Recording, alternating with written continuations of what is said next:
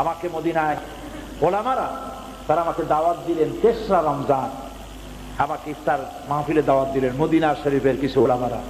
সেখানে ইফতার করার পর মদিনা শরীফের ওলামারা আমাকে প্রশ্ন করলেন, গত 1999 সনের 17 আগস্ট তুরস্কে যে ভূমিকম্প হয়েছিল এর কারণ আপনি জানেন কিনা? আমি বললাম যে ভূমিকম্প হয়েছে এই পর্যন্ত জানি, এর আবার কারণ কি? কারণ তো আমি জানি না।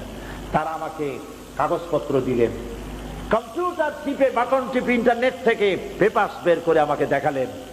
ওই দিন ছিল তুরস্কের নেভাল ডে।